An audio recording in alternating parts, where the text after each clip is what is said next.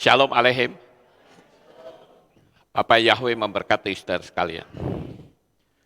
Malam hari ini, saudara-saudara, saya akan menyampaikan satu materi yang saya beri tema perubahan secara terbalik. Apa itu perubahan secara terbalik? Yaitu tentang kehidupan manusia yang berubah secara total, tetapi posisinya terbalik. Saya ambil contoh misalnya, seorang yang memiliki sahabat, tiba-tiba terputus sesuatu akibat, apakah itu akibat pertengkaran atau terjadinya perbedaan pendapat. Dari seorang sahabat tiba-tiba berubah secara drastis menjadi musuh besarnya. Kemudian orang yang hidupnya kaya tiba-tiba berubah secara mendadak ketika dia ditipu oleh temannya sendiri sehingga dia jatuh bangkrut dan harus menanggung hutang yang cukup banyak. Kemudian adanya perubahan yang secara drastis juga bisa saat seseorang meninggal oleh kekasihnya. Apakah itu suami, apakah itu istri. Saudaraku yang terkasih, pada malam ini saya ingin menceritakan tentang seorang filsuf Yunani yang bernama Zeno. Zeno ini, dia hidup pada awal abad ketiga Masehi dan dia mendirikan filsafat yang namanya Stoikisme. Ceritanya bagaimana, saudara? Saya akan cerita terlebih dahulu siapa orang ini.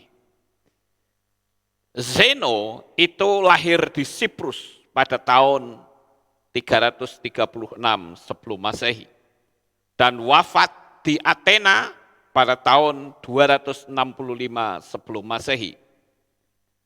Dia lahir berbarengan dengan Alexander Agung naik tahta di Makedonia. Ayahnya adalah seorang pedagang yang sering bepergian ke Athena, dan Zeno sebagai anak tentu saja mengambil profesi ayahnya. Ketika Zeno sudah menjadi dewasa, dia melanjutkan perdagangan ayahnya. Dia membawa banyak sekali barang-barang untuk berdagang dengan menaiki kapal. Tetapi sayang sekali saudara, kapalnya terkena badai dan kapalnya tenggelam beserta dengan seluruh dagangannya yang mengakibatkan Zeno jatuh miskin seketika itu juga. Nah, saudara yang terkasih, inilah awal dari lahirnya filosofi Stoikisme. Kalau kita lihat dikutip dari Psikologi Today, aliran filsafat kuno, didirikan di Athena oleh pedagang Venesia yang bernama Zeno dari Citium sekitar 301 sebelum Masehi.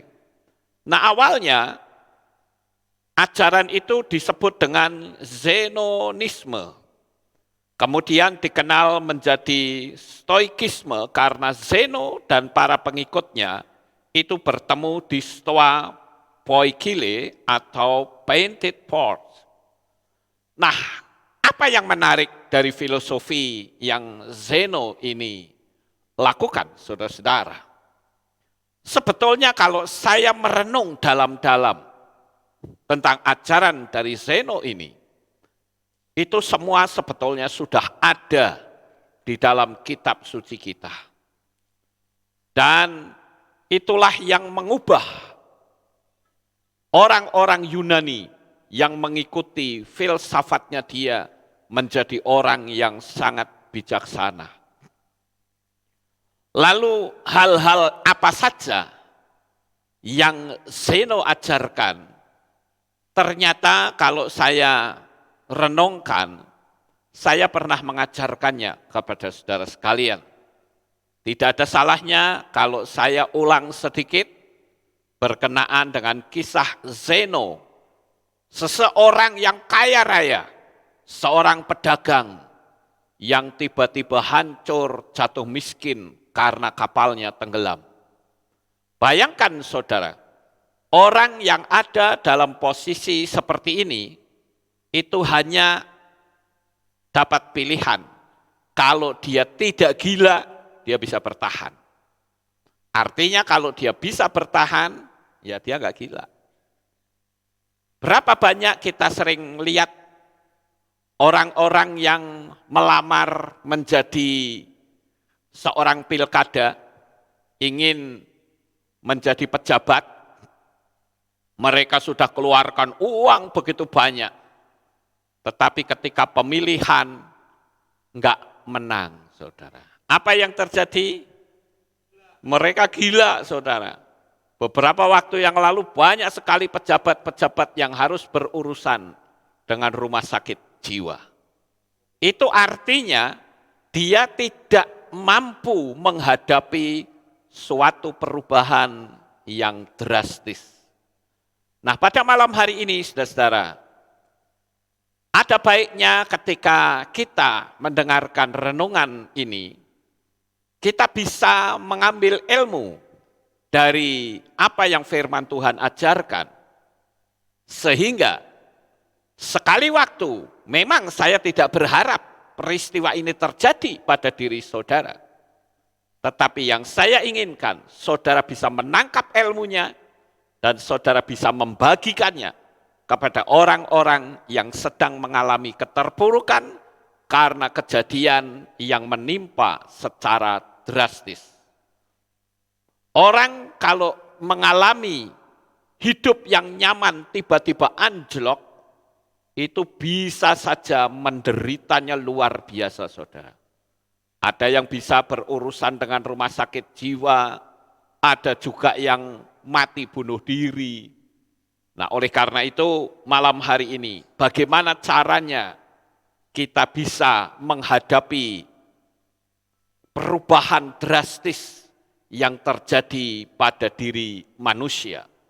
Sekali lagi, apa yang saya bagikan ini, saya tidak berharap terjadi pada diri saudara. Yang saya inginkan kehidupan saudara bukan anjlok secara tiba-tiba, tetapi saudara akan terus naik dan tidak pernah turun. Firman Tuhan katakan engkau dijadikan Tuhan bukan sebagai ekor, tetapi sebagai kepala.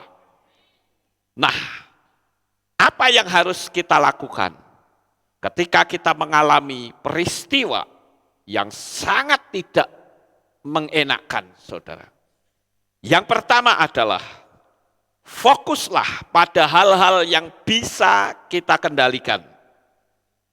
Semakin kita menghargai hal-hal yang ada di luar kendali kita, maka semakin sedikit kendali yang bisa kita miliki.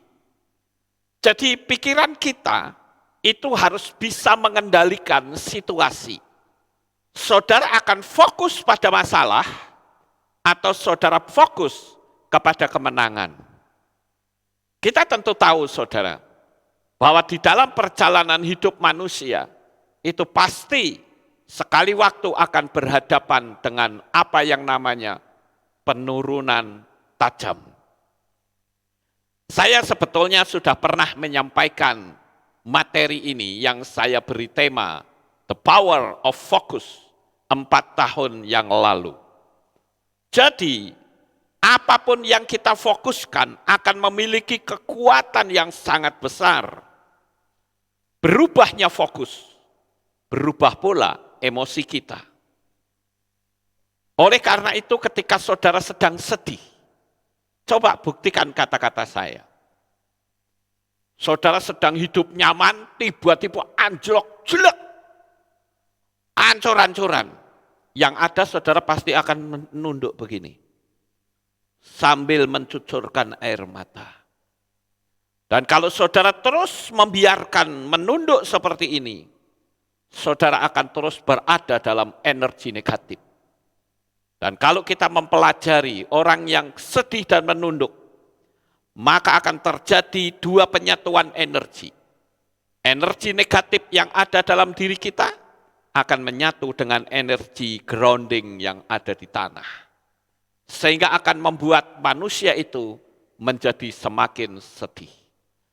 Coba lakukan perubahan fisik. Yang biasanya nunduk sambil menangis, degek seperti ini, saudara. Coba kalau saudara sukacita, pasti nggak akan nunduk gini. Betul nggak, saudara? Nggak ada orang yang sukacita, wah saya bersyukur, terima kasih, wah hebat aku dapat kekayaan besar. Nggak ada yang begitu. Pasti saudara akan degek, betul nggak? Itulah yang disebut dengan body language atau bahasa tubuh. Nah, bahasa tubuh ini ternyata menjadi penentu untuk kita menjalani kehidupan kita semakin bertumbuh maju atau semakin kita hancur. Saudaraku yang terkasih, kalau saudara percaya, ini sekarang kan sedang viral, ya kan? Saya ya heran, kenapa banyak sekali orang yang memberi konten, menuduh saya ini pemuja setan, saudara. Pemuja Lucifer. Bahkan saya kemarin membaca satu komen yang lucu, saudara. Komennya bilang begini, di salah satu konten yang menghina saya sebagai pemuja Lucifer. Dia berkata begini, coba lihat tuh Pak Lukas, memang saya akui betul-betul Pak Lukas itu pemuja setan. Buktinya mana? Sekarang lihat, backgroundnya kehilat Pak Lukas itu hitam. Hitam ini saudara, lucu ya? Saya kadang bingung saudara-saudara, ini orang gaya berpikirnya gimana gitu ya. Latar belakang hitam, ini karena betul-betul Lukas Sutrisno pemuja setan, saudara. Saya bilang, cepek deh. Ya. Apa saya harus di sini saja? Jadi kelihatan kuning, ya kan? Ya tidaklah. Di sini ada patung, katanya, tuh kan? Nah, itu tuh disembah tuh malam-malam. Wah, lucu saudara-saudara. Saya kadang nggak paham dengan gaya berpikirnya orang-orang ini. Ya. Nah, kalau saudara percaya bahwa saya pemuja setan, maka apapun yang saya katakan dan sebaik apapun yang saya lakukan akan selalu mental dalam hidup saudara. Apalagi yang ngomong ini mengatasnamakan Roh Kudus. Hati-hati, itu bahaya sekali loh. Itu penghinaan kepada Tuhan. Ya. Penghinaan kepada Tuhan dan ngomong sembarangan, saudara. Menyebut nama Yahweh Elohim dengan sembarangan. Tapi anehnya, kontennya makin banyak, pengikutnya juga makin banyak. Jadi saya hanya berpikir memang firman Tuhan harus tergenapi. Bahwa akan banyak yang tertinggal. Hati-hati Bapak Ibu yang terkasih, ada orang yang memberitahu kepada saya begini, Pak Lukas, orangnya kayak gitu nggak usah diurusin. Oh itu yang WA saya banyak sekali saudara. Berkenaan dengan klarifikasi saya kemarin. Ya. Kenapa sih kok saya klarifikasi? Karena itu hanya untuk menjawab karena saya malas nulis WA. Paham Bapak Ibu? Saya malas nulisnya. Kenapa? Karena orang banyak tanya, maaf Pak Lukas, saya ingin mengklarifikasi apa betul Pak Lukas itu pemuja setan. Lah kalau saya mesti jawab satu-satu begini-begini, kesel saya saudara, capek tangan saya. Jadi saya pikir ya udahlah saya bikin konten saja. Kalau orang tanya, saya tunjukkan linknya, tontonan dewe. Itu pernyataan saya. Maksud nggak Bapak Ibu?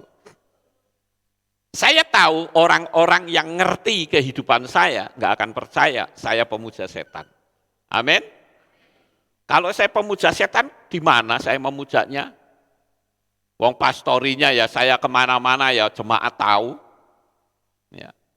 Orang bisa saja berdalih. Lah itu kalau jemaat sudah pulang, bisa saja Pak Lukas malam-malam memuja setan. Masuk akal nggak? Masuk akal. Gitu. Tapi kan ada orang pastori yang lihat, saya memuja setan atau tidak. Kan lucu ya saudara. Tapi ya sudahlah. Saya juga, hati saya tidak terluka. Saya juga tidak sakit hati.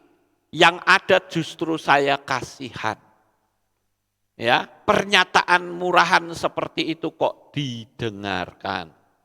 Bahkan yang lebih parah lagi menanggapi benar. Faktanya coba lihat background Pak Lukas khotbah itu belakangnya hitam. Ya, itulah benar-benar pemuja Lucifer. Kan lucu Saudara. Ya, tapi ya sudahlah. Tapi di sini saya akan memberitahu kalau seseorang atau saudara sudah tidak suka dengan orang lain, lihat saja apapun yang dikerjakan dan dilakukan, bahasa sebaik apapun, pasti akan ditangkap dari sisi negatif. Nah, sekarang saya mau tanya kepada saudara nih, saudara yang sedang nonton saya saat ini. Kalau saudara melihat seseorang dari sisi negatifnya, hati-hati loh saudara. Saudara sedang melontarkan energi negatif kepada orang tersebut. Dan kalau orang itu tahu, dia bisa membalikkan kata-kata saudara, kena sendiri. Hati-hati saudara. Saya punya trik. Di dalam doa saya selalu mengatakan, siapapun orangnya, yang mengucapkan kata-kata yang buruk dan mengandung fitnah, kembali kepada pemiliknya. Itu bahaya sekali saudara. Kalau orang menuduh saya mencuri, orang itu pasti akan mencuri. Kalau orang itu menuduh saya begini, pasti orang itu akan mengalami begini. Kenapa? Karena sudah mengembalikan. Itu saya meniru energi yang dilakukan oleh Yosua. Yosua katakan, siapa yang berani mendirikan tembok Yeriko, maka orang akan membayarnya dengan anak sulungnya. Dan itu terjadi setelah sekitar 500 tahun peristiwa itu terjadi. Kenapa? Karena ucapan dari Yosua tidak pernah dicabut. Ini bahaya ya Bapak Ibu. Jadi saya perlu memberitahu, apalagi kalau saudara sedang dalam keadaan jatuh, hati-hati dalam ucapan saudara. Sekali lagi, kalau saudara sudah berpikir negatif, maka hal-hal yang baik pun akan ditangkap negatif. Diberi senyuman, orang akan mengatakan senyum kepalsuan dan kelicikan. Lalu dirohanikan, lihat tuh Yudas. Yudas itu memberi ciuman loh, tapi dia mengkhianati, membunuh. Langsung begitu saudara. Orang diberi pertolongan akan berkata, cari muka. Bahasa yang ramah, orang menangkap sedang menjalankan tebar pesona untuk jerat orang lain lagi. Jadi selalu yang ada di pikirannya adalah jahat, saudara. Saya pakai talit, ini juga ada yang menilai jahat, saudara. Mereka mengatakan tuh, lihat Pak Lukas, enggak kayak Kristen pada umumnya. Saya bilang ya iyalah, karena saya kan tidak panggil Kristus. Iya toh? Ya. Saya memanggilnya kan Hamasia. Kalau orang bilang Pak Lukas antikristus, saya jawab iya, saya antikristus. Ya, tapi saya bukan anti Hamasia. Amin. Ya. Jadi saudara harus bisa paham itu. Saya bukan anti Hamasia. Dan Kristus itu ada kaitannya dengan kuil 1000 imam wanita. Saudara bisa lihat materi saya yang judulnya adalah Perjanjian Baru diperkirakan dari Dewa Mitra. Orang kadang tidak mau belajar bahwa sit-sit itu apa artinya, ya, atarah itu apa artinya, kenapa orang pakai talit, nggak mau belajar. Jadi selalu mengambil dari sisi yang negatif. Fokusnya selalu negatif. Kalau orang fokusnya negatif, saya hanya bisa mengatakan orang tersebut menjadi troublemaker. Dimanapun saudara berada akan menjadi troublemaker. Seolah-olah tidak bisa orang lain itu salah. Saudaraku yang terkasih, ada seorang ayah yang sedang tertidur.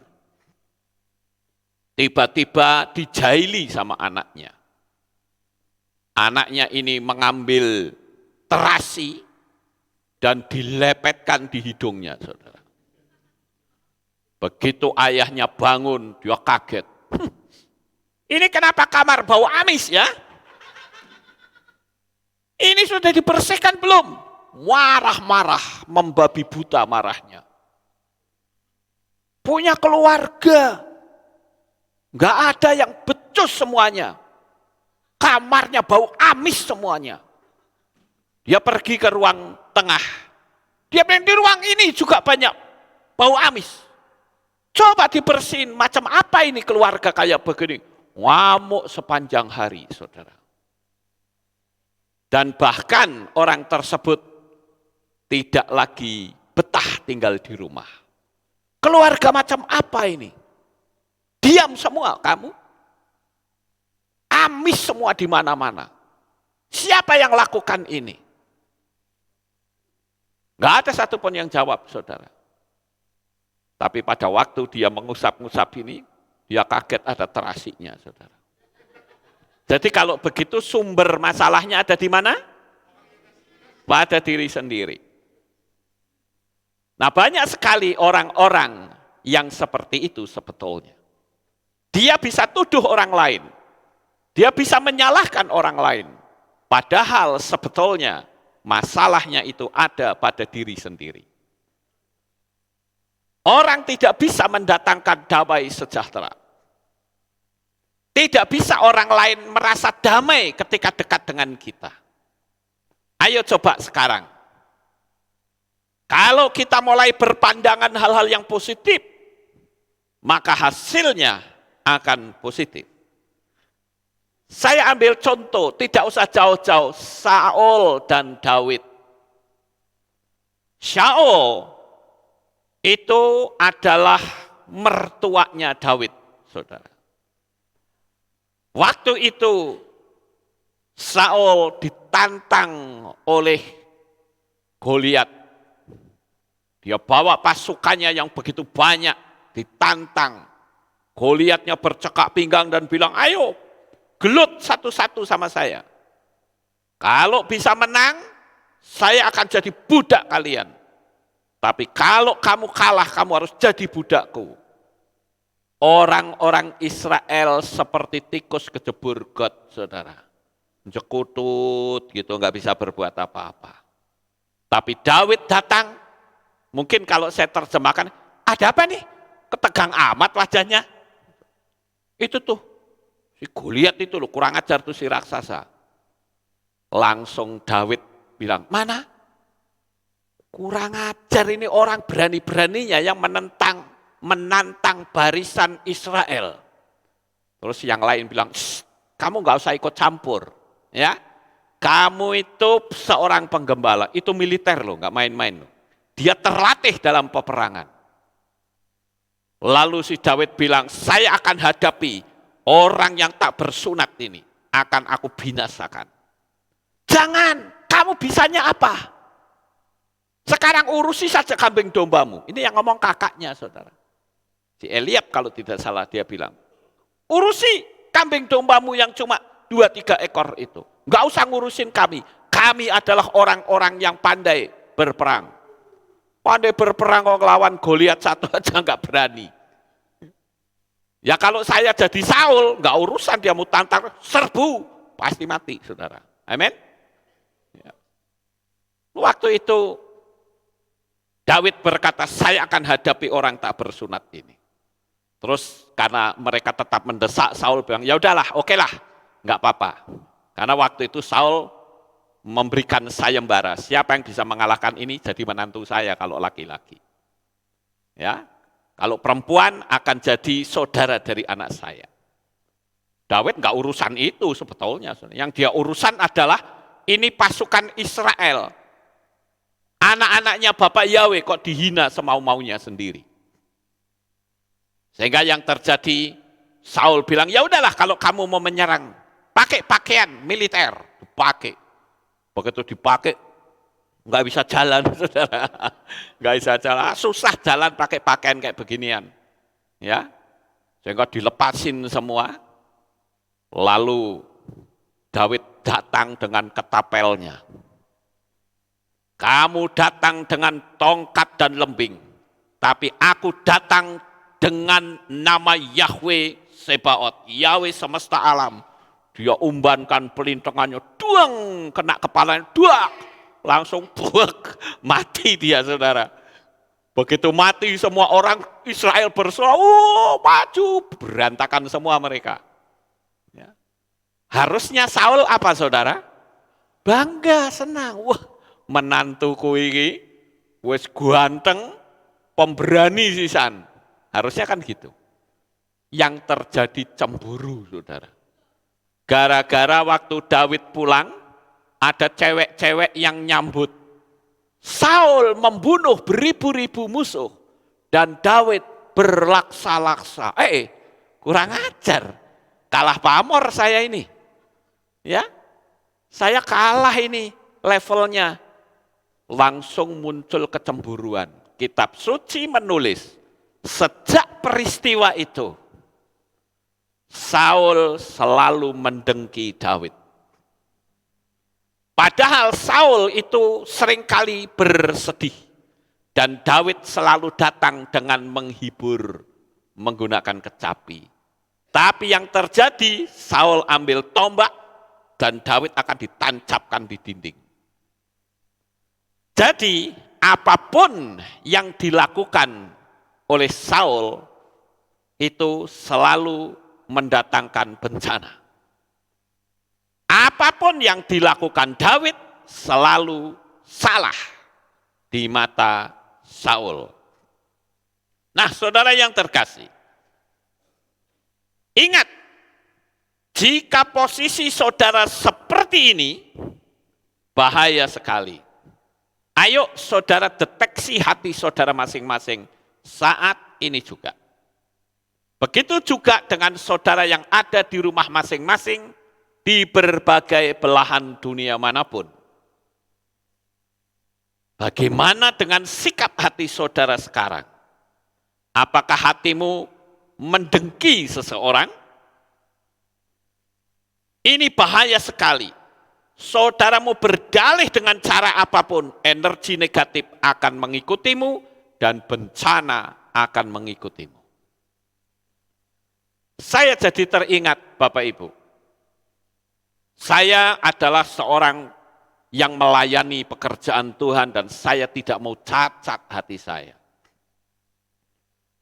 Mungkin banyak orang dari saudara yang mengikuti streaming ini belum pernah tahu bagaimana rasanya seluruh pelayan-pelayan musik pada bubar meninggalkan.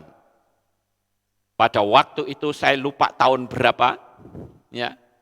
Saya memberitahu bahwa mulai sekarang panggung ini hanya boleh memberitakan nama Bapak Yahweh dan Yeshua HaMashiach.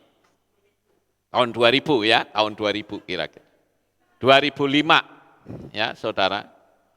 Itu mengerikan sekali peristiwa itu. Karena begitu saya mengumumkan, semua orang yang melayani, yang disebut waktu itu namanya apa? Pelayan praise and worship ya. Itu memboikot. Tidak mau melayani. Mereka mengatakan kami vakum. Ya kalau kami vakum ya saya tidak ojo vakum ya. Janganlah gitu. Ya udahlah kita tetap seperti biasa saja. Saya tidak bisa begitu. Saya di sini seorang pemimpin dan saya harus memimpin jemaat dalam kebenaran. Saya katakan kita sudah mengenal nama Bapa Yahweh. Kita mengenal nama Yeshua HaMashiach. Kita singkirkan dua nama asing. Kita harus memanggil nama yang benar. Kalau Anda vakum, silakan saya cari yang lain. Seperti biasa, saudara.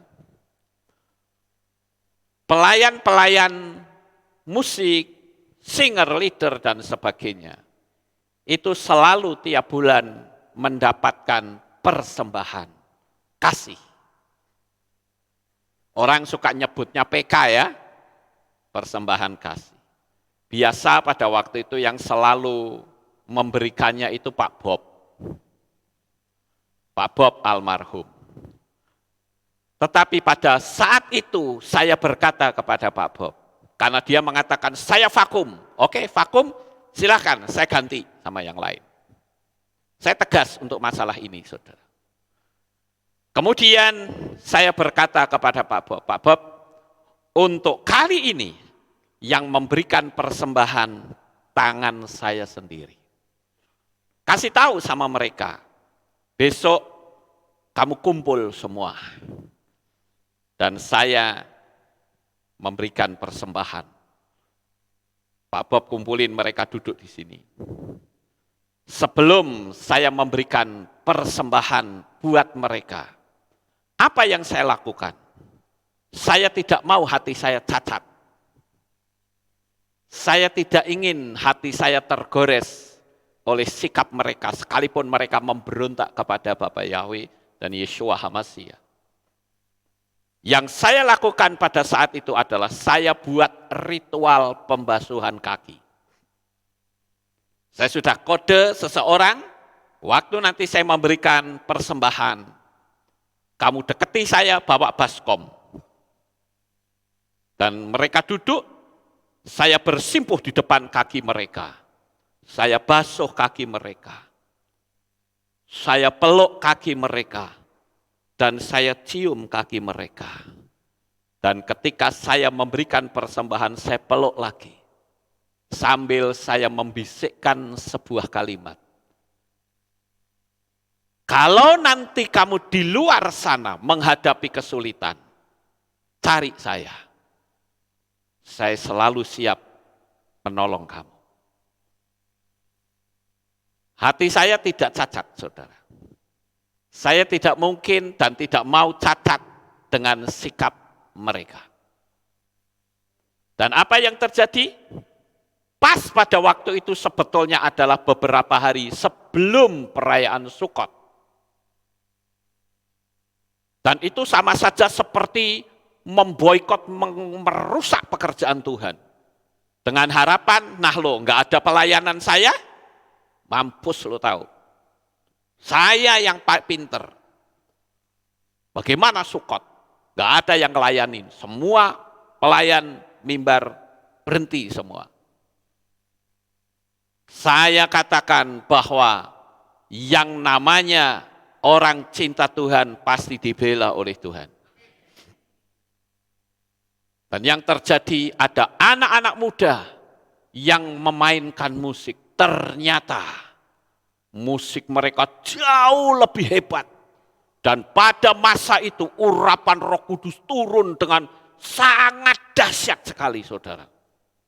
Setiap orang yang memuji Tuhan, menyembah Tuhan, mereka bisa menangis, mencucurkan air mata. Luar biasa. Kekuatan setan ditaklukkan pada masa itu. Saya masih khotbah seperti ini, saudara. Dan apa yang terjadi? Soundnya dikacau, dikecilin, saya nggak bisa ngomong. Ya. Saya bilang coba tolong dibenerin soundnya, betul kecilin lagi, terus seperti itu. Begitu selesai ibadah, saya dipanggil oleh mereka. Mereka itu biasanya panggil saya Koh Lukas. Tapi hari itu mereka memanggil saya bukan lagi Koh Lukas, tapi Bapak Pendeta. Saya mau tanya kepada Bapak Pendeta, apakah benar Bapak akan tetap memanggil nama Yeshua dan Yahweh? Saya bilang ya. Kalau begitu kami vakum. Ya sudah, enggak apa-apa. Kan yang minta vakum kan kamu sendiri. Ya kan? Jadi jangan salahkan kalau saya ganti orang. Dan ternyata Tuhan pilihkan orang-orang hebat. Yang kepandaian main musiknya jauh lebih luar biasa. Orang berani memboikot pekerjaan Tuhan, resikonya besar, saudara. Jadi saya ingin agar kita belajar supaya kita menjadi orang-orang yang berhati tulus di hadapan Tuhan. Bayangin aja, ketika saya mencanangkan nama Yeshua HaMashiach, yang memboikot itu bukan 1-2 orang loh, saudara. Kalau tidak salah waktu itu 27, betul nggak? 26? 26. Ya, pelayannya 26. Keluarganya juga ikut bubar. Sampai akhirnya entah ada berapa. Jadi di sini saya kasih tahu. Jelas sekali spirit dari sesembahan asing itu nampak nyata, saudara. Hati-hati. Saudara bilang enggak apa-apa, sama saja. Itu karena Anda tidak pernah mengalami. Kami pernah mengalami bagaimana spirit itu bekerja. Berusaha untuk mengobrak-abrik pekerjaan Tuhan di tempat ini. Apakah dengan mereka meninggalkan kami dengan perasaan yang tidak nyaman, hati saya cacat? Tidak. Saya kalau ketemu mereka, saya berani tegur mereka dengan penuh kasih. Sekalipun umur mereka jauh di bawah saya. Karena saya tidak ingin hati saya cacat. Saya tidak ingin hati saya diubah oleh energi negatif. Karena saya ingin tunjukkan bahwa orang yang mengandalkan Bapa Yahweh, dia pasti dibela oleh Bapa Yahweh. Bahkan saya sempat sampaikan beberapa kali, ada nubuatan palsu yang berkata, lihat tuh Pak Lukas, ya, ditinggal lari oleh jemaat sekian banyaknya, miskin dia. Saya jawab, saya jatuh miskin? Oh no, makin kaya itu iya. Ya. Dan faktanya tanah belakang kebeli, ya. Sekarang sedang dibangun. Ya, Saudara. Kenapa? Karena kita menolak itu. Perubahan terjadi drastis, bayangin aja. Kami sudah bersuka cita sebentar lagi akan sukot, tiba-tiba anjlok, jelek. Enggak ada pelayannya sama sekali. Kami hanya berdoa menangis di hadapan Tuhan. Dan Tuhan kirim pemusik-pemusik yang jauh lebih pandai dan hebat. Itu tanda bahwa pekerjaan Tuhan tidak bisa digulingkan walaupun secara rohani. Tidak bisa. Haleluya.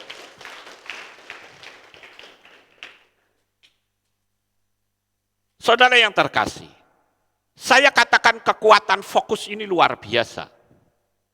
Contohnya apa? Pernahkah saudara merenung, kenapa ya hutan kok bisa kebakaran? Padahal di sana nggak ada orang, siapa yang membakar? Apakah di sana ada setan yang membakar hutan? Tidak. Sekarang saya mau nguji tingkat intelijensi saudara. Kira-kira hutan yang bisa sampai kebakaran, padahal tidak ada orang, itu gimana jalan ceritanya? Ayo, ada yang tahu? Ya, iya betul. Ya, Ibu Andini 100. Haleluya. Beri tepuk tangan dong. Haleluya. Saudara tahu jawabannya apa? Ada tetesan embun. Tetesan embun yang kena sinar matahari, dia membentuk lensa embun itu dan fokus kepada daun yang kering. Maka daun kering itu akan terbakar dan terjadilah kebakaran hutan yang hebat. Sekalipun tidak ada manusia. Paham Bapak Ibu? Iya itu dia. Ya. Jadi apapun yang difokuskan memiliki kekuatan yang sangat besar. Kalau saudara fokus bahwa hidupku akan diberkati oleh Bapa Yahweh, pasti diberkati. Tapi kalau pikiran saudara selalu negatif, yang terjadi adalah negatif. Jadi hari ini saya beritahu kepada saudara, jikalau saudara mengalami perubahan yang drastis, yang tadinya nyaman menjadi tidak nyaman, berbicaralah kepada diri saudara, katakan, terima kasih Tuhan, ini menjadi sebuah kesaksian yang hebat. Karena hebatnya sebuah kesaksian itu kan karena adanya tantangan ya Bapak Ibu. Misal ada orang cerita, oh rumah saya kebakaran. Kebakaran itu kan tantangan. Ya, wah wajannya apa itu? Kualinya itu kebakaran. Tapi saya siram hanya dengan air 1 gelas dalam nama Yesus, biur mati semua. Itu kan mujizat. Iya toh? Di luar nalar manusia. Artinya kebakaran itu justru menjadi kembangnya kesaksian. Kesaksiannya menjadi indah, Bapak Ibu. Ya. Jadi saya katakan, ketika saudara menghadapi kesulitan, tantangan sebesar apapun, jangan kelokro sekalipun kondisimu dibalik seolah-olah. Tapi ingat di situ ada tangan Tuhan yang akan mengangkat kehidupanmu lebih dari waktu-waktu yang lalu. Haleluya. Oleh karena itu saya katakan, seperti yang tadi diucapkan oleh Zeno, tidak ada gunanya kita ngurus hal-hal yang tidak bisa kita ubah secara logika. Saya ambil contoh misalnya, saudara lahir di keluarga miskin. Apakah saudara mau menghabiskan waktu hanya untuk merenungi nasib tentang kemiskinan? Sehingga akan banyak hal-hal yang sia-sia yang bakal saudara dapat, yaitu kekecewaan, frustrasi, minder, dan lain sebagainya. Saudara terlahir dalam kemiskinan, bukan salahmu. Tapi saya katakan kalau engkau mati dalam keadaan miskin, itu baru kesalahan saudara. Karena sebetulnya Tuhan itu akan membangkitkan segala sesuatu potensi yang saudara miliki. Hadapi kemiskinan untuk menjadi orang yang berprestasi. Dan kemiskinan itu menjadi kisah sukses yang menghiasi keindahan kesaksian hidup saudara. Jadi, jika kesulitan Tuhan izinkan, seharusnya kita berkata, terima kasih Tuhan, Engkau berikan kesaksianku menjadi indah untuk menunjukkan betapa dahsyatnya kasih dan penyertaan-Mu. Saudara lihat Yusuf. Yusuf itu dia punya visi dan misi yang sangat besar. Tetapi visinya itu disambut dengan kebencian dari kakak-kakaknya. Dia nyemplung sumur, dijual, difitnah lagi. Itu kan grafiknya turun terus, saudara. Tetapi fokus Yusuf tidak pada energi negatif. Dia tidak punya kebencian terhadap orang yang memfitnah dia, menjual dia. Tidak ada kebencian. Dan disitulah kekuatan energi negatif dikalahkan. Sehingga yang muncul adalah mujizat Visi dan misi Yusuf terwujud semuanya. Umur 17 punya visi yang besar. Umur 30 dia mendapatkan semua visi itu. Artinya 13 tahun dia ada dalam penderitaan. Percayalah hari ini, berapapun lamanya, percayakan bahwa Bapa Yahweh selalu bersama dengan saudara. Maka kelak saudara akan terkagum-kagum dalam bersaksi. Saya kalau bersaksi ya, bisa mendapat tempat ini, tempat belakang, kita bisa punya rumah bahagia. Saya meledak-ledak kalau bersaksi, saudara. Karena apa? Karena itu bukan kekuatan aku. Karena aku tidak memiliki kekuatan apapun. Yang bisa membuat semua ini terjadi adalah Bapa Yahweh yang Maha Kuasa. Haleluya. Kemiskinan itu bisa dipakai untuk memacu, memiliki skill dalam pekerjaan, bukan malah ngelokro. Saudara baca di dalam kitab Tehillim 119 ayat 71. Dikatakan bahwa aku tertindas itu baik bagiku, supaya aku dapat mempelajari ketetapan-ketetapanmu. Jadi ketika kita dalam penindasan, percayalah ada tangan Tuhan yang selalu menyertai dalam hidupmu. Penilaian orang lain kepada kita itu adalah di luar kendali kita. Dan itu sebenarnya saya menyebut manusia berenergi vampir. Manusia berenergi vampir artinya adalah ketika saudara dekat dengan orang itu, bukan damai sejahtera yang saudara dapatkan. Orang itu selalu membicarakan keburukan orang lain. Selalu nyinyir. Dan yang ada hati saudara menjadi tidak nyaman. Maka saya katakan sebaik apapun yang kita ucapkan dan lakukan, tidak ada yang benar di mata manusia vampir. Kita tidak boleh terpengaruh, karena itu bukan urusan kita. Dan hati kita tidak boleh diubah oleh manusia vampir. Sama seperti saya dituduh menyembah setan. Hanya orang-orang yang saya katakan, mohon maaf, tidak punya kemampuan untuk menyelidiki. Asal percaya karena yang ngomong adalah Roh Kudus. Bahkan kemarin ada orang yang mengatakan begini sama saya. Pak Lukas percaya Roh Kudus atau tidak? Oh, saya percaya. Ada baptisan Roh Kudus? Oh, ada. Lalu saya tanya sama orang itu, karena dia berkata, oh pokoknya Roh Kudus nomor 1 begini-begini. Saya bilang, kamu percaya Bapa Yahweh di dalam Yeshua HaMashiach? Dia bilang tidak.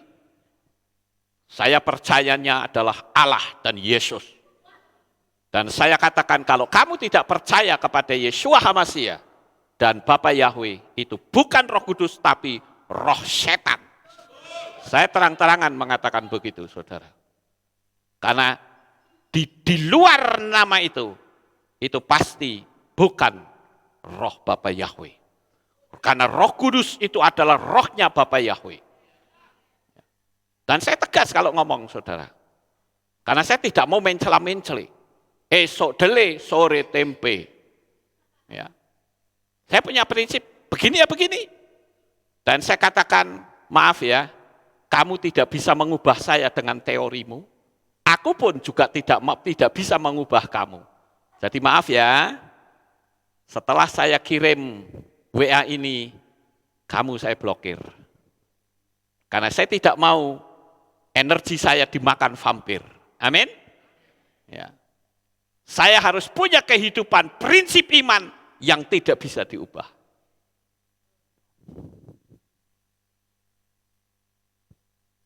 Saudara yang terkasih,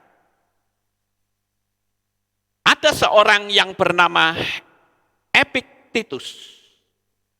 Epictetus adalah seorang budak Yunani yang selalu diperlakukan tidak baik dan kasar oleh banyak orang.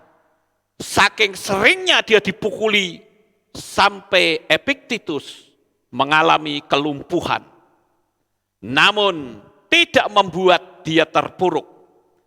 Disinilah dia menjadikan sebagai pelajaran untuk mengembangkan dan mengajarkan filosofi stoikisme yang membuatnya menjadi salah satu filsuf Yunani yang paling berpengaruh. Dan itu sama dengan Zeno. Bayangkan apa jadinya kalau dia hanya merenung sebagai seorang budak yang miskin, yang tidak akan pernah bisa melakukan apapun selain menjalankan perintah majikannya seperti seekor anjing. Itu yang pertama, saudara. Ketika saudara berada dalam kondisi terbalik dengan sekarang, belajar untuk menentukan fokus saudara. Sekarang yang kedua, jangan biarkan dirimu menderita karena memikirkan banyak masalah. Secara hukum medis saja, kalau saudara memikirkan banyak masalah, maka itu akan bikin saudara menjadi stres, bahkan muncul penyakit kanker. Bukan cuma kanker kantong kering, tetapi kanker yang betul-betul membunuh manusia.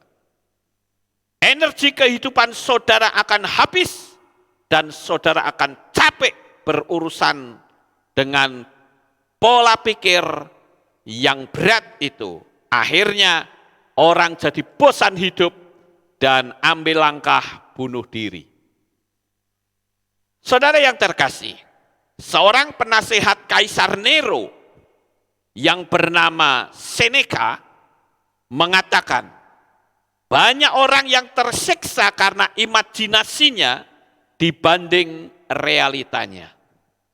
Terkadang kita terlalu dalam mengkaji suatu masalah, mengira-ngira siapa yang bersalah. Kita selalu mengimajinasikan hal-hal yang buruk. Memang di sini saya katakan bahwa imajinasi itu kekuatannya luar biasa. Makanya kemarin, entah hari apa itu, saya sampaikan satu materi, The Power of Imagination. Bahwa imajinasi itu memiliki kekuatan super power yang luar biasa. Semua selalu pakai imajinasi. Saya punya HP ini, orang yang bikin juga mesti membayangkan terlebih dahulu. HP-nya mau dibikin besarnya seberapa, tebalnya seberapa, tingginya seberapa, bentuknya seperti apa, itu imajinasi. Orang bikin rumah juga ada imajinasinya, dan itu dituangkan dengan satu kalimat blueprint. Semua sudah dirancang. Saudara yang terkasih, memikirkan pendapat orang lain tentang hal-hal yang negatif itu akan menguras kesehatan saudara. Coba saja beberapa waktu yang lalu, orang ditakut-takuti, banyak yang mati bukan karena penyakit tapi mati ketakutan. Kebanyakan orang hanya memikirkan hal-hal buruk yang menimpa kita, sehingga bukannya bangkit, malah hancur. Sekarang yang ketiga, saudara. Apa yang harus kita lakukan ketika kita berada dalam posisi yang terbalik? Buatlah kemajuan setiap hari, meskipun hanya itu sebuah langkah kecil. Kesejahteraan dicapai dari sebuah langkah-langkah kecil, tapi bukan hal yang kecil. Langkahnya kecil, tapi itu bukan hal yang kecil.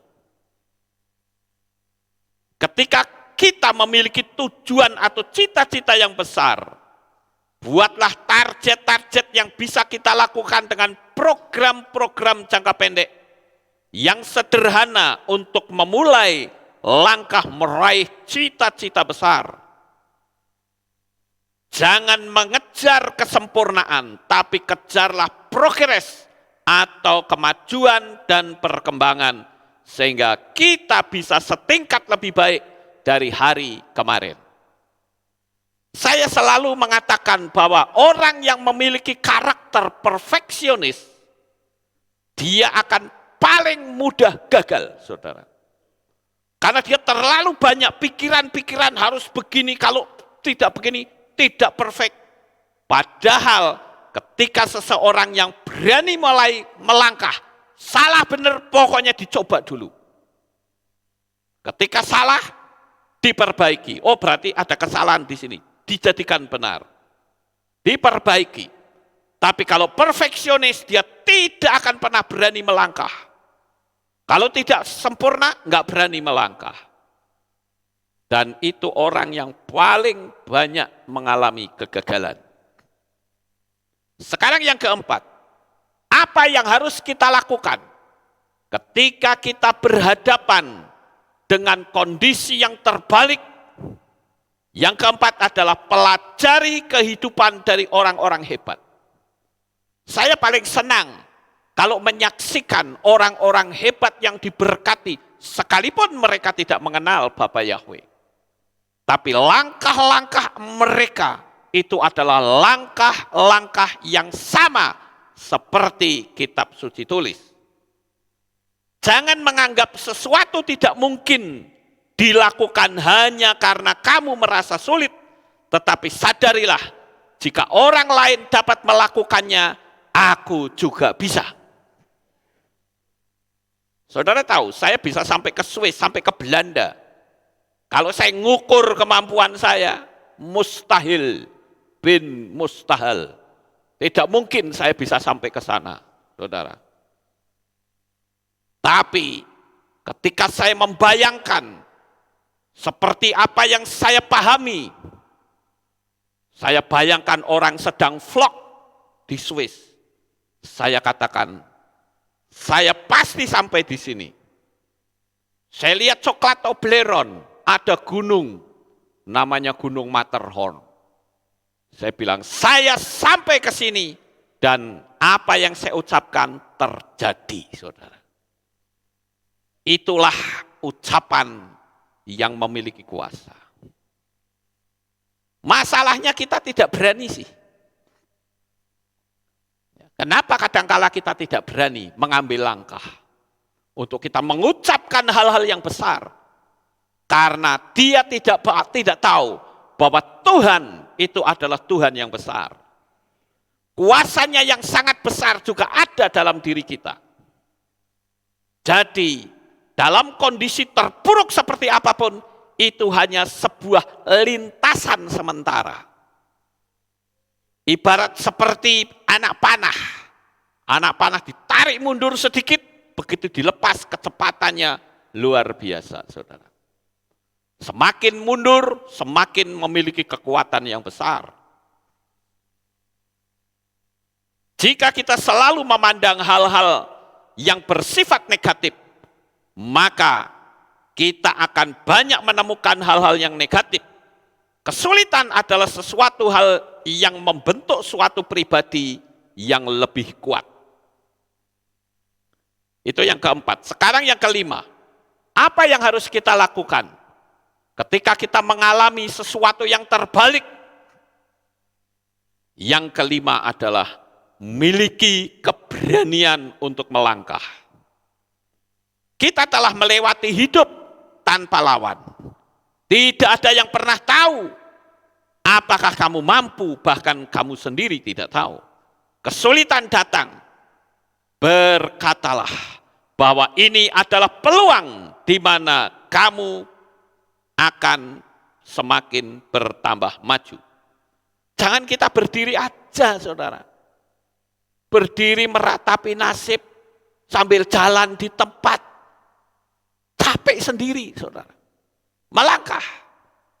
Makanya seperti pada waktu peristiwa adanya kelaparan yang besar. Ada berapa puluh orang kosta itu, 10 orang kosta kalau tidak salah. Dia berpikir kalau kita cuma di sini, kita mati di sini, lebih baik kita masuk ke dalam kota, mati ya mati sekalian. Begitu dia masuk ke dalam kota, pasukan musuh itu seperti mendengar ada suara kereta dan mereka tunggang langgang. Orang-orang Kosta itu menjarah semua makanan, pakaian, dan barang-barang yang ditinggalkan oleh pasukan tentara musuh yang lari tunggang langgang.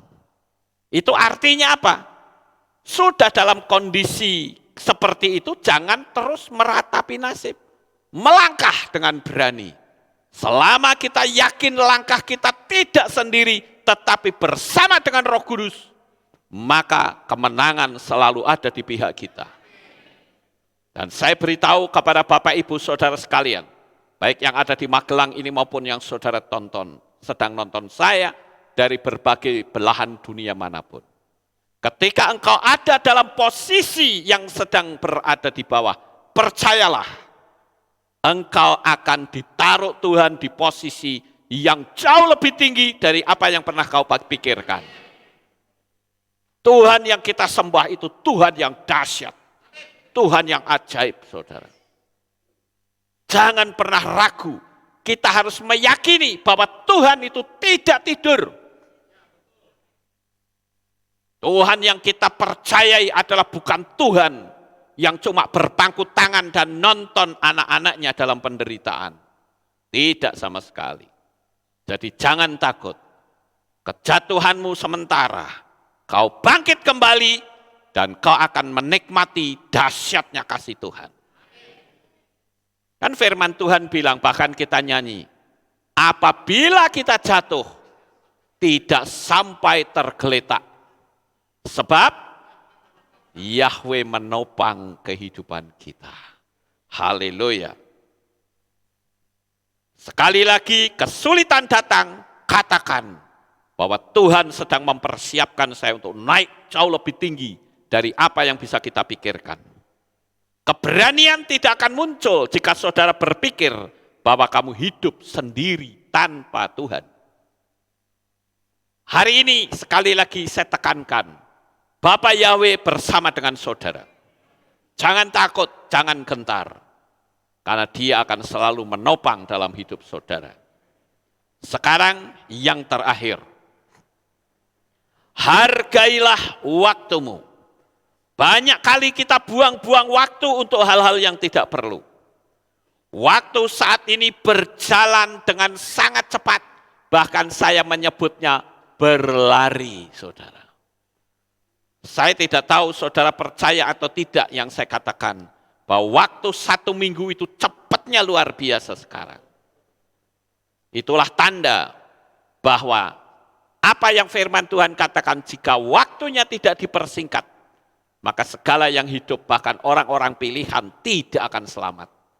Tapi hari ini saya beritahu, sebelum saya tutup firman Tuhan yang saya sampaikan ini, saya akan kasih tahu kepada saudara, Bapa Yahweh sedang mempersiapkan kesuksesanmu dari mulai hari ini sampai selama-lamanya.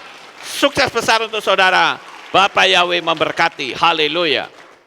Kita tunduk kepala, kita berdoa. Kami mengucapkan terima kasih dan syukur kepadamu ya Bapa. Malam hari ini kami bersama-sama telah mendengarkan renungan firman. Biarlah apa yang kami dengar, kami boleh tanamkan di dalam hati kami, dan kami menjadi pelaku-pelakunya. Terima kasih Bapa, kami mempersembahkan seluruh kehidupan anak-anakmu semua dalam tanganmu. Di dalam nama Adonai Yeshua HaMashiach, kami sudah berdoa. Semua berkata, amin. Haleluya. Kita akan dengar pengumuman. Shalom. Berjumpa kembali dalam Aleph Tau Update News. Berikut pengumuman minggu ini. Info Hari Raya. Hadirilah Hari Raya yang ditetapkan Bapa Yahweh, Hari Raya Shavuot, yang akan dilaksanakan pada hari Minggu 5 Juni 2022 pukul 5 sore dengan tema Roh Kudus memulihkan umatnya. Ibadah pagi digabung sore. Demikian pengumuman minggu ini. Sukses besar bagi saudara. Bapa Yahweh memberkati. Itulah pengumumannya, saudara-saudara. Sebelum saya tutup, saya akan jawab pertanyaan ini dari seorang netizen dari MGUF7. Pertanyaannya begini, jika ada orang yang melemparkan kata-kata negatif pada suami atau anak, apakah saya bisa menengking perkataan negatif tersebut? Atau yang bersangkutan sendiri yang harus menolak? Terima kasih. Sekarang saya mau ajukan pertanyaan ini, tolong siapa yang berani jawab? Saudara bisa atau tidak? Bisa atau tidak? Bisa, saudara. Jadi ketika ada seseorang yang ngata-ngatain, melemparkan kata-kata negatif kepada suami saudara atau anak saudara, saudara bisa menangkis perkataan tersebut. Katakan, dalam nama Adonai Yesua, apa yang kamu ucapkan tidak terjadi dalam hidup anak dan suami saya, tetapi kembali kepada pemiliknya. Katakan begitu saja, saudara. Maka yang terjadi adalah ucapan itu akan kembali kepada pemiliknya. Tadi saya sudah sedikit singgung, kalau dia menuduh kita mencuri, akan terjadi dia sendiri yang nanti mencuri. Ya. Jadi tidak harus yang bersangkutan sendiri yang menolak, tetapi kita bisa melakukannya, dan percayalah, mulut kita punya kuasa. Selama kita melakukan ini dengan kesungguhan hati, maka energi negatif yang diarahkan kepada suami dan anak tidak akan bisa menimpa mereka. Termasuk santet, saudara. Karena saya tahu di dalam diri kita itu ada power, ada kuasa. Firman Tuhan katakan, tidakkah kamu tahu bahwa roh yang ada di dalam kamu jauh lebih besar dari roh yang berkuasa di dunia ini. Itu ada di dalam kitab 1 Yohanes 4 ayat yang keempat. Bapak Yahweh memberkati. Kita bangkit berdiri, kita tutup dalam doa. Haleluya. Terima kasih Bapak Yahweh, selesai sudah ibadah kami pada malam ini. Sebentar lagi anak-anakmu akan pulang ke rumah mereka masing-masing. Jaga lindungi peliharakan mereka sampai di rumah dengan selamat. Pertemukan kembali pada jam-jam ibadah mendatang di dalam ikatan tali kasih-Mu. Dan hari ini saya percaya, siapapun yang mengalami kehidupan yang terbalik, maka akan terjadi mujizat yang besar. Dan Bapa Yahweh menyertai mereka semua. Terima kasih Bapa, lindungi, jaga, peliharakan kami anak-anak-Mu dan seluruh netizen yang mengikuti streaming ini. Berkati mereka semua ya Tuhan, sehingga perjalanan hidup mereka akan aman, tentram, damai, sejahtera. Dan kami bisa kembali lagi berjumpa di negeri cahaya. Terima kasih Bapa, di dalam nama Adonai Yeshua HaMashiach kami sudah berdoa. Mari kita angkat tangan kita dan kita akan menerima berkat Kohanim. Haleluya. Yevarech kecha Yahweh wa yishmereka.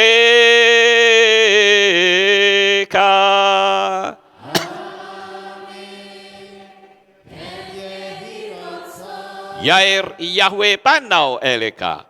Wihuneka.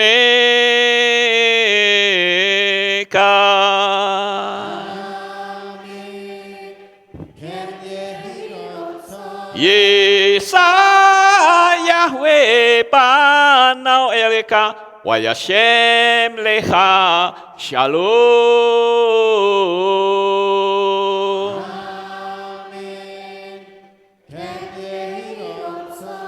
Baruk atapair ufaruk atabasadeh. Engkau akan diberkati di kota dan kau akan diberkati di ladang. Baruk peripitne kau friatmat kau frifahem teka shekar ala peka wa esterotzoneka. Diberkatilah buah kandunganmu, diberkati hasil bumimu, diberkati hasil ternakmu, anak-anak lembumu dan anak-anak dombamu. Baruk tanah kau misyarteka, diberkatilah bakulmu dan tempat adonanmu. Baruk ata baboy kau faruk ata beseteka, dan kau akan diberkati pada waktu engkau masuk, dan engkau akan diberkati pada waktu engkau keluar. Baruk ata Yahweh Elohenu melek haolam, besem Yeshua HaMashiach wa ruach hakodes kile olam faet. Kami sudah berdoa dan mengucap syukur. Haleluya.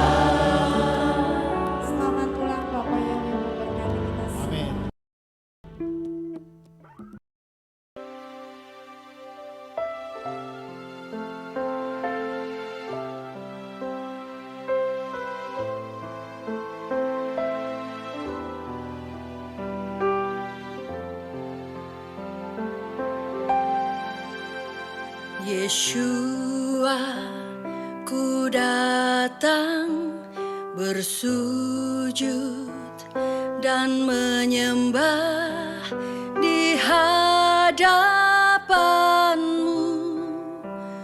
Ku berserah penuh. Yeshua, ku puji segala perbuatan-Mu yang ajaib bagiku, bagi hidupku. Nama-Mu Yeshua yang telah selamatkanku. Kau berikan hidupmu disiksa bagiku.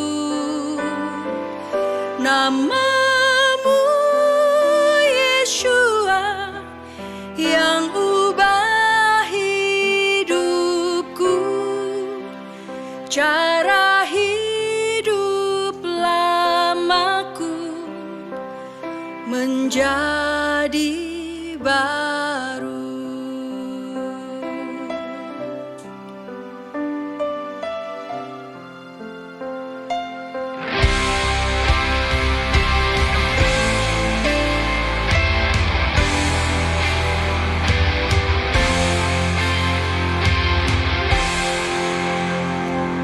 Yeshua, ku datang bersujud dan menyembah di hadapan-Mu. Ku berserah penuh.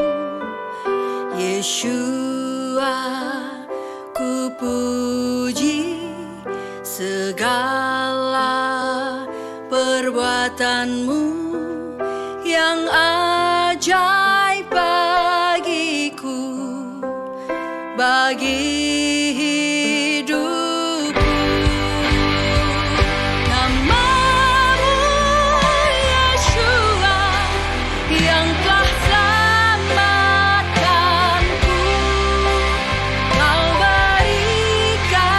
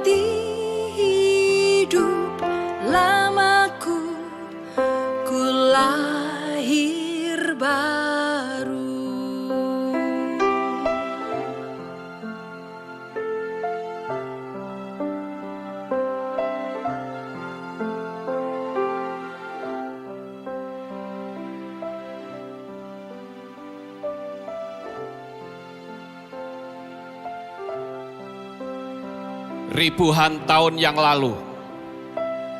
Nama itu ada. Sebelum dunia dijadikan, nama itu sudah ada. Namun, nama itu seolah tenggelam. Namun dia tidak pernah tenggelam. Ehyeh, Asyar Ehyeh. Aku ada yang aku ada. Dia ada untuk memberikan keselamatan. Dia ada untuk membawa kita kehidupan. Dia ada dari kekal sampai kekal.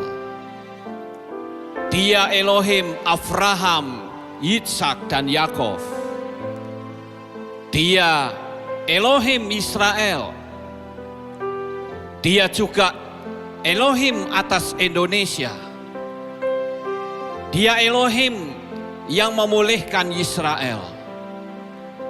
Dia Elohim yang memulihkan Indonesia. Diberkatilah Israel. Diberkatilah Indonesia. Di dalam kitab Yesaya pasal 43 ayat yang ke-11, di dalam bahasa Ibrani dikatakan, Anoki, Anoki, Yahweh, wa'ain mibal adai Mosia. Akulah Yahweh, dan tidak ada juru selamat selain aku. Namanya adalah jaminan keselamatan. Namanya yang membebaskan kita. Namanya yang membuat kita menjadi selamat. Namanya Yahweh, Elohim keselamatan kita. Haleluya.